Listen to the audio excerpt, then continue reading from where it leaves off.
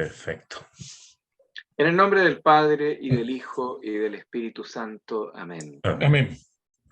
Muy buenas noches. Es 11 de octubre y estamos avanzando en dialogar en torno al documento, a la constitución de la Sagrada Liturgia, Sacrosanctum Concilium, del Concilio Vaticano II. La palabra la tiene David. Bien, padre, muchas gracias. Buenas noches a todos. Buenas noches.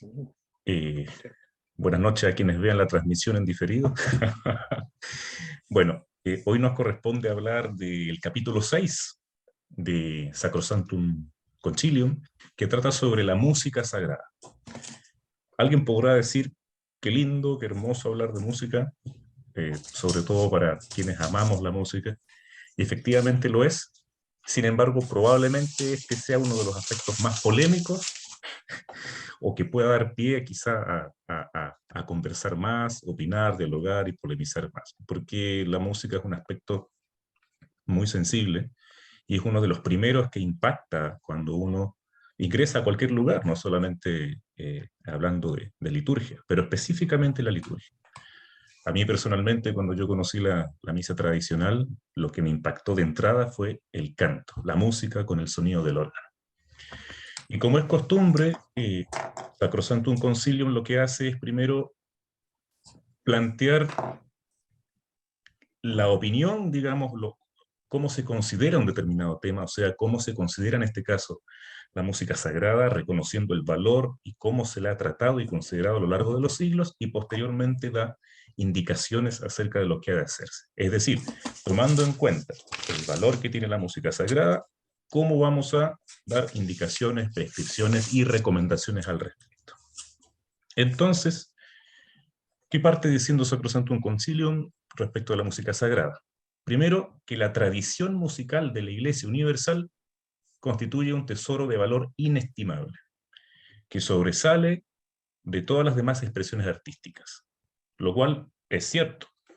Quienes tengan algún conocimiento de la música clásica, de la música docta, digamos, sabrán que las más grandes piezas, o por lo menos de las más grandes y hermosas piezas musicales, con coro, orquesta, o con instrumento, o con voces, siempre han sido las obras religiosas.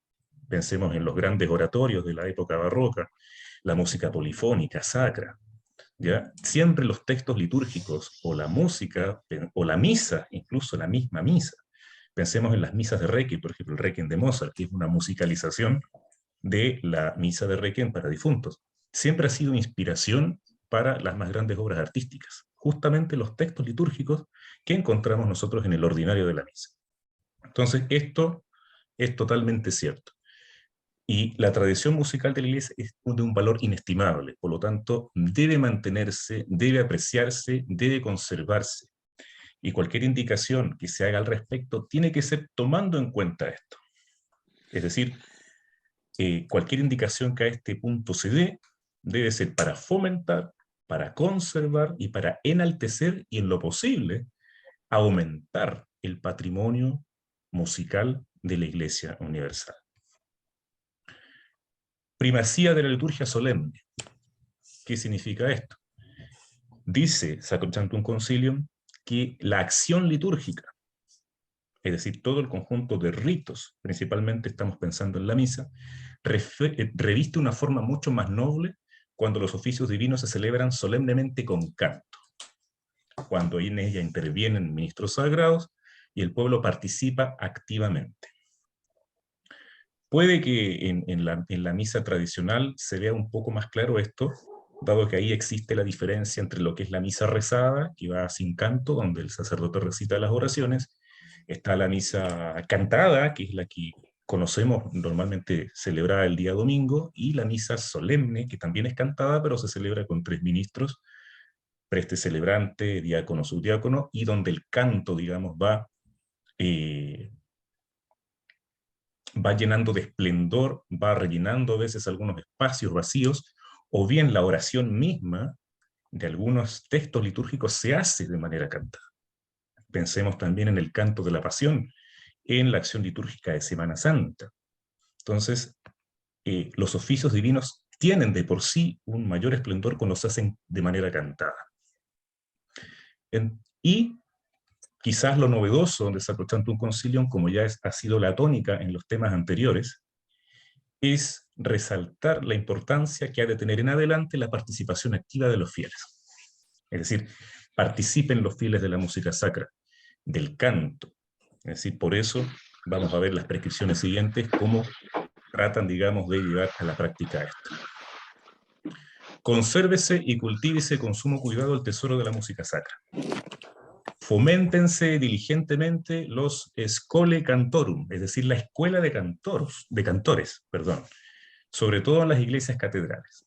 Es decir, si se siguiese fielmente, o si se hubiese seguido fielmente, al menos en Chile, las prescripciones de Sacrosanctum Concilium, todas las catedrales del país debiesen tener una escuela de cantores con un relativo nivel profesional, donde realmente se cultivara la música del canto gregoriano, la polifonía sacra y cantos populares piadosos que contribuyan también a acompañar la misa.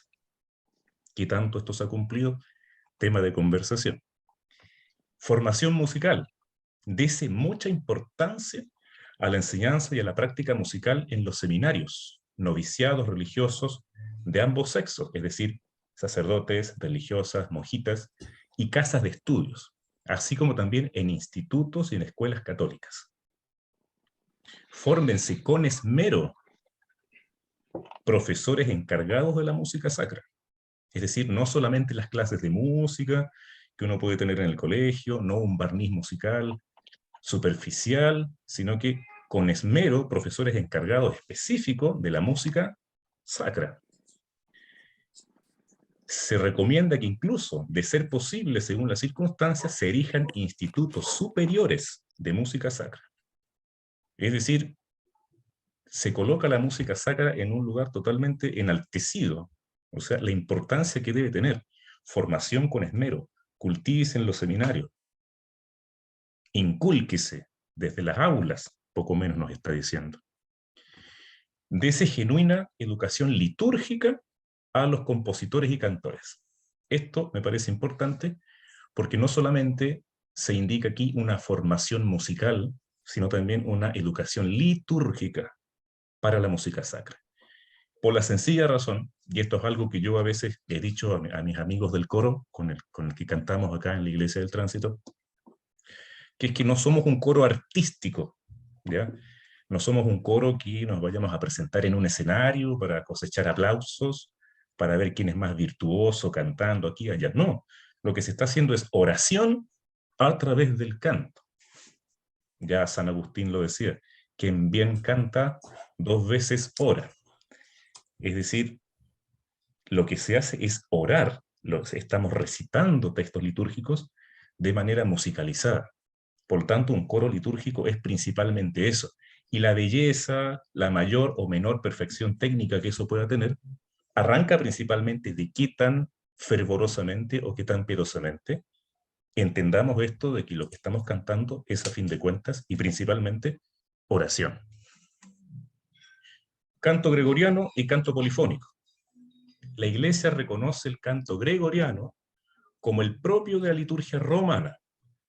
Recordemos las diferencias de ritos que veíamos en la primera sesión de este conversatorio, donde la liturgia romana es una de las formas litúrgicas que se han reconocido siempre, las formas de los ritos, en comparación, por ejemplo, con el toledano, con el mozárabe, con el maronita, etc. Entonces, el canto gregoriano es el propio de la liturgia romana.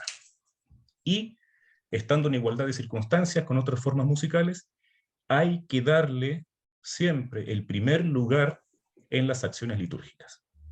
Es decir, en cualquier acción litúrgica, en cualquier misa a la que nosotros pudiésemos asistir, el canto gregoriano debiese tener siempre el primer lugar. ¿Qué tanto se ha hecho eso? También tema de conversación. Los demás géneros de música sacra, en particular la polifonía, pensemos por ejemplo en obras de Palestrina, Tomás Luis de Victoria, etc., donde no es canto gregoriano, sino que es música polifónica con distintas voces que se van alternando y conjugándose. Nunca deben excluirse de la celebración de los oficios divinos. siempre que respondan al espíritu de la acción litúrgica, ¿ya? Es decir, que no se pierda el sentido de oración que esto tiene. Hay piezas polifónicas que a veces pueden ser tan bellas musicalmente que nos podrían distraer, digamos, del sentido de oración y quizás crear fomentar un espíritu quizás un poco más sensible,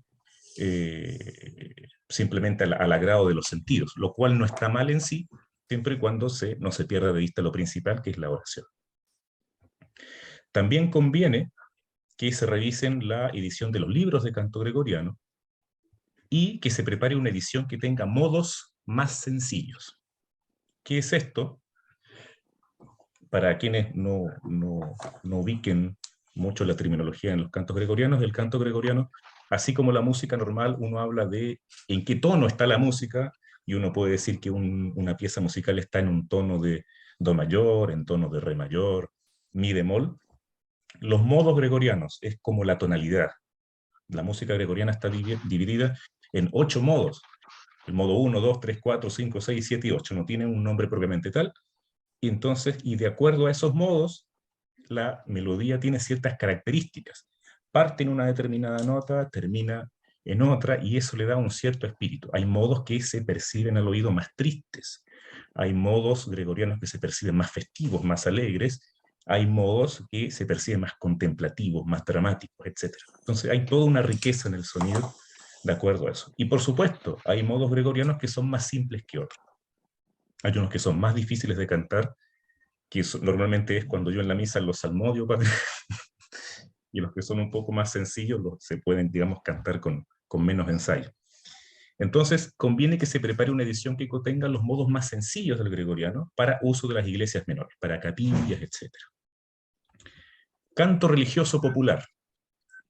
Habíamos dicho, canto gregoriano, la música por excelencia de la liturgia romana, polifonía sacra, que es música ya armonizada, no es un canto llano, sino voces integradas. Y tenemos el canto religioso popular, que son los típicos cantos que siempre han existido, incluso desde antes de las reformas del Concilio Vaticano II, han existido siempre para acompañar la misa. El famoso canto de entrada, el canto que al momento del ofertorio, el canto al momento de la comunión, el canto a la Virgen, que normalmente ocurre hacia el final de la misa, y el canto de salida. Es decir, son cantos que siempre, por lo general, han sido en lengua vernácula, en la lengua de cada país, y que se añadían y acompañaban, digamos, al canto propiamente litúrgico, que normalmente iba en latín y con los modos gregorianos. Entonces, foméntese con empeño también el canto religioso popular, de modo que los ejercicios piadosos y sagrados en las acciones litúrgicas, respetando todas las normas que se han dado, resuenen las voces de los fieles. Es decir, los fieles, el pueblo, cante, ¿ya? No siempre se logra esto, pero es lo deseable y es lo que se busca. Recordemos que en todos los temas que hemos ido tratando a lo largo de este conversatorio, ha sido una tónica en Sacrosanctum Concilium fomentar la participación de los fieles y que los fieles, digamos, entiendan mayormente a qué es lo que están asistiendo y que puedan hacerlo de la mejor manera posible. Y aquí tenemos lo que los fieles pueden hacer o deberían hacer en cuanto al canto, participar activamente en los cantos populares, que resuenen sus voces. Y si el pópulo no es muy afinado, bueno, cantará a un nivel un poco más suave, para eso está el coro, para cubrirlo, digamos. Pero que canten las personas, que aprendan los cantos de entrada, que aprendan los cantos de comunión, porque todo eso, además de contribuir a su edificación personal, contribuye también a la belleza en la liturgia. Y no se requiere tampoco que sean voces experimentadas, voces líricas, no. También tiene su parte de belleza, que el canto sea sencillo, que sea simple, también tiene algo bonito. Entonces hay que saber apreciarlo. Ya casi terminando, habla de la estima que debe tenerse la tradición musical propia. Recordemos lo que habíamos mencionado hace unas sesiones atrás sobre la inculturación, en contrapunto con el sincretismo. Bueno, Se reconoce que hay localidades, y principalmente en los pueblos donde hay misiones, hay tradición musical, es decir, formas musicales, ritmos quizá que son propios, y en la medida que contribuyan a formar el sentido religioso y en la medida que respeten, digamos, este espíritu de que el canto es oración, foméntense, foméntense las tradiciones musicales propias, ténganse en estima, dése un lugar correspondiente en la acción litúrgica, pero siempre que contribuya a formar el sentido religioso, ¿ya? Y acomodar el culto debidamente, esto es discutible, a su idiosincrasia, pero al tenor de los artículos 39 y 40, que son los que ya habíamos analizado en sesiones anteriores. Por último, el órgano de tubos versus los otros instrumentos. Téngase en gran estima en la iglesia latina, el órgano de tubos como instrumento musical tradicional, cuyo sonido, dice, puede aportar un esplendor notable, efectivamente así es, aporta un esplendor notable a las ceremonias eclesiásticas y levanta poderosamente las almas hacia Dios y hacia las realidades celestiales.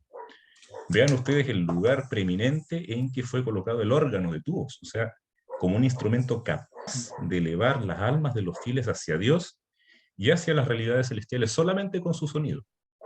Quienes conozcan un órgano sabrán la riqueza musical que tiene un órgano, sonidos suaves de flautas, sonidos poderosos de trompetas, de acuerdo al espíritu de cada pieza.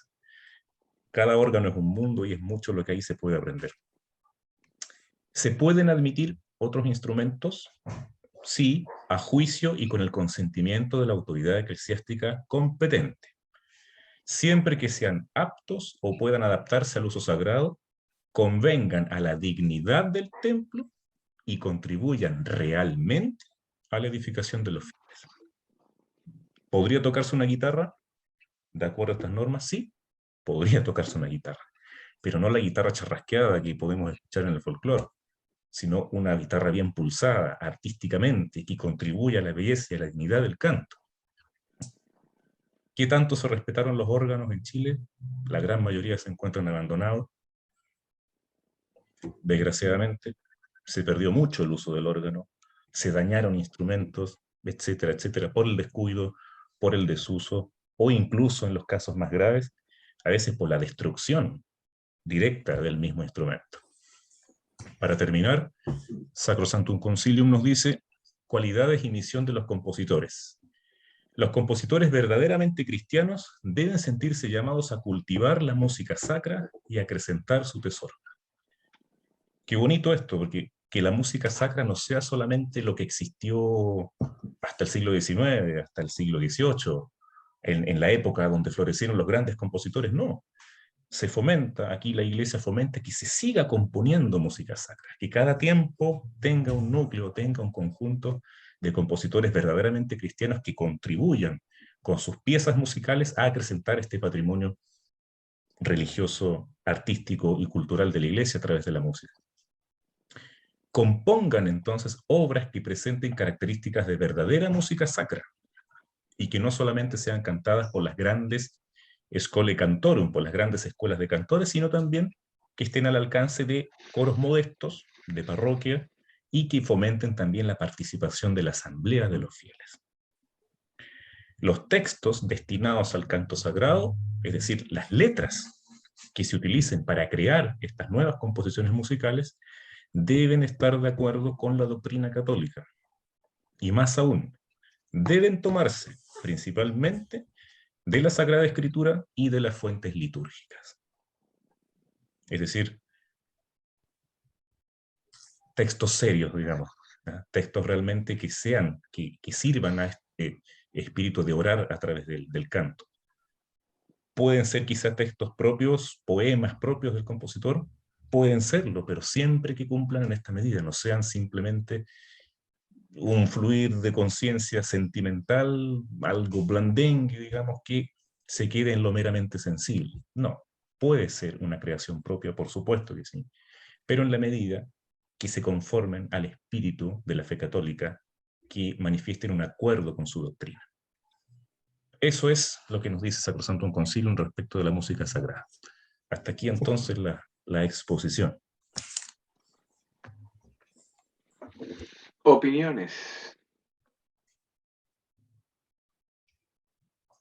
Es impresionante lo que dice, ¿eh? Es impresionante lo que dice Sacrosantum Concilium y la distancia que hay con la realidad Sí, Claro. en muchas partes, no en en todas partes. muchas partes. Mm. En la mayoría de las partes. Sí. No quise ser tan pesimista.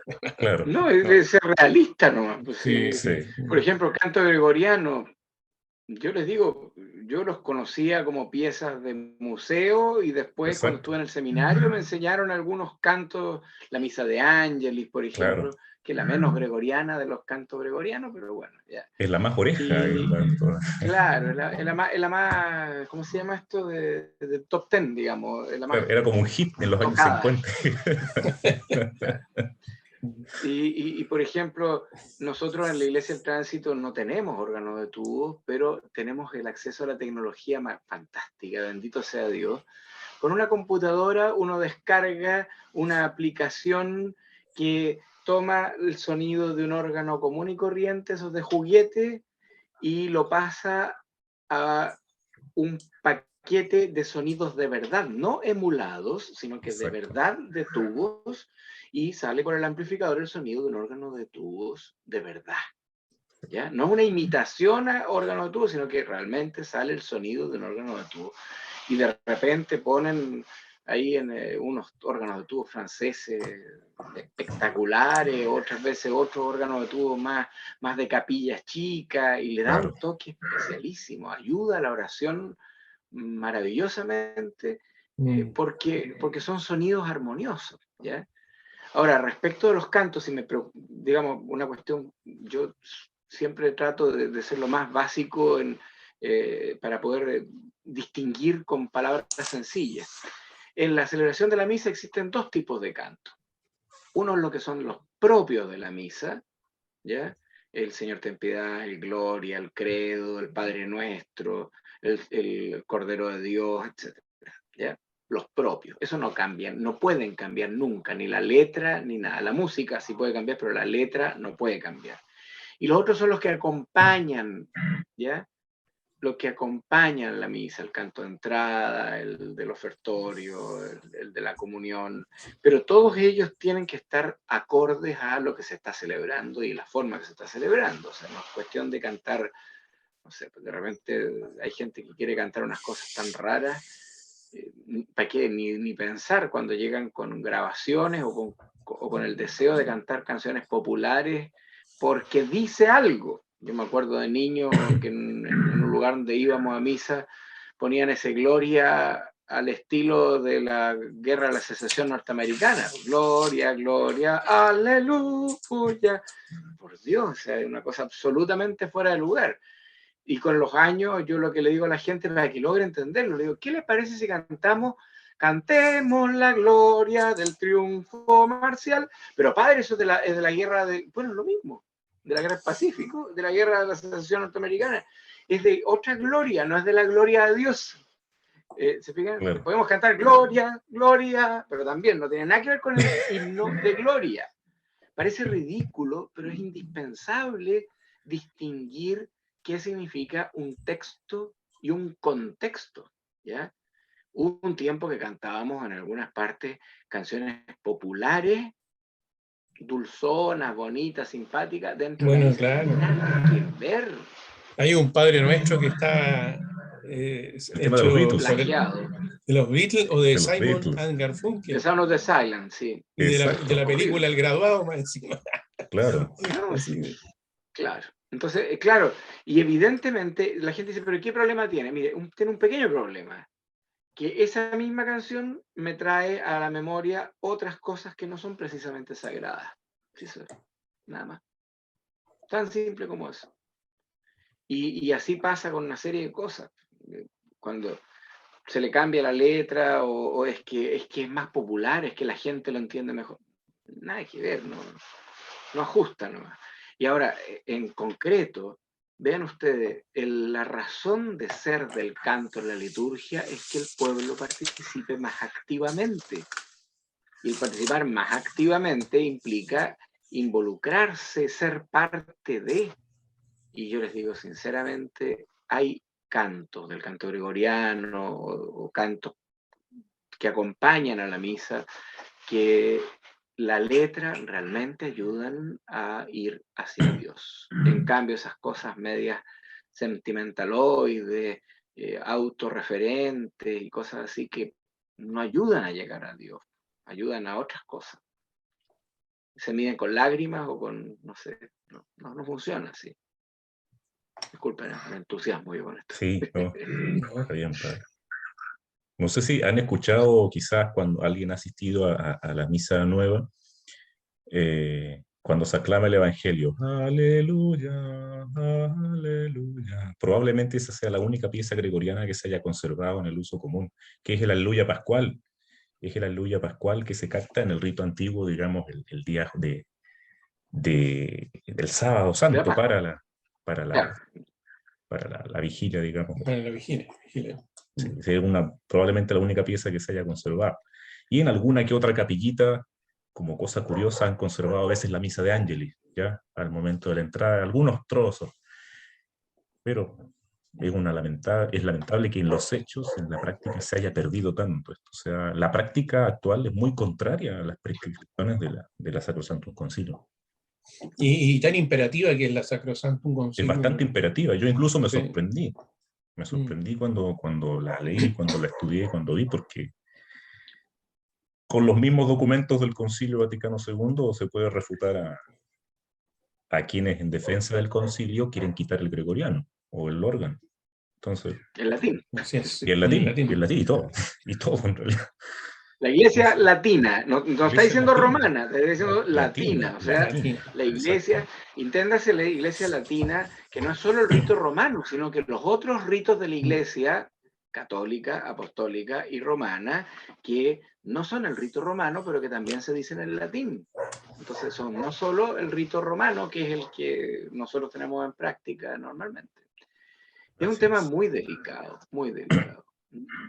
y que depende del pueblo fiel que lo puedan ir asentando, si ahí está el asunto.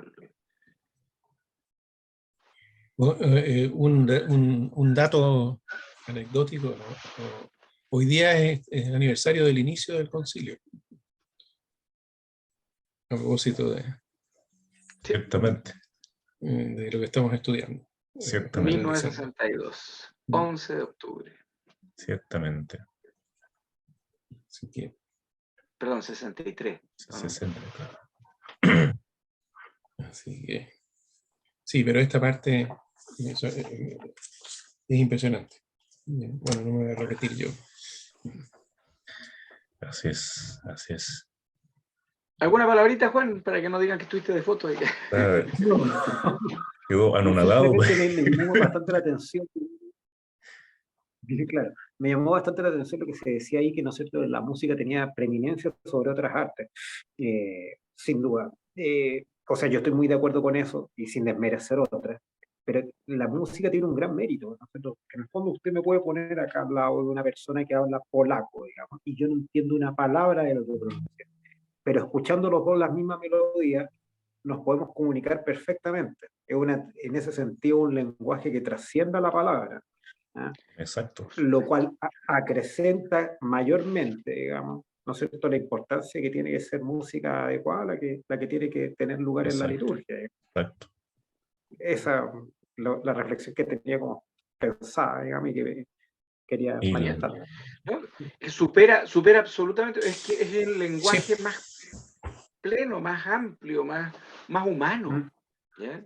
Sí. Y la iglesia, que siempre es madre y maestra, mater et magistra, siempre ha sabido eso, el efecto de la música en la sensibilidad humana, y unir eso a la oración, incluso estratégicamente, es maravilloso, porque permite, digamos, que llegue el texto litúrgico, que se grabe incluso. Muchas veces las personas grabándose una melodía se la graban en la mente junto con el texto. La forma más fácil de aprenderse las oraciones es cantando. Cantándolas, claro. El credo, por ejemplo, el gloria, no sé, yo tengo poca capacidad de aprendizaje de memoria, pero cuando es con música es muy fácil aprendérselo. Y lo que dice Juan, más allá de un tema de idioma, lo que está expresando, por ejemplo, la misa de Requiem. La misa de Requiem de Gregoriano nomás. ¿Qué manera de ayudar a entrar en la meditación del valor de la vida y de la muerte? Es una cosa espectacular. Yo podría contar para que vean como complemento a esto. Cuando empecé a celebrar la misa antigua, encargué que me hicieran los ornamentos de color negro que yo no tenía, y en la parroquia donde yo estaba no había. Y en el pasillo de la casa parroquial yo tenía puesto en un ballet la casulla negra, y una amiga me dice, a mí no me gusta esto. ¿Por qué no? Le dije yo, mira, lo único que brilla ante la oscuridad de la muerte es la cruz de Cristo. Ah, me podrían haber explicado antes esto. De hecho, yo ocupo muchas veces el ornamento negro y en la prédica parto diciendo eso. Y en la música pasa lo mismo. O sea, ni siquiera uno sabe en profundidad el texto, pero ya la melodía va diciendo por sí misma. Y el conjunto de todo esto es con mayor razón. Ya, yo no hablo más. ¿Alguna otra cosita para hoy? Suficiente. Gloria al Padre y al Hijo y al Espíritu Santo. Como Como en era en un el principio, principio, ahora y ahora y siempre, siempre, por por los los siglos de los siglos de los siglos. siglos. Amén. En el nombre del Padre, y del Hijo, y del Espíritu Santo. Amén. Amén.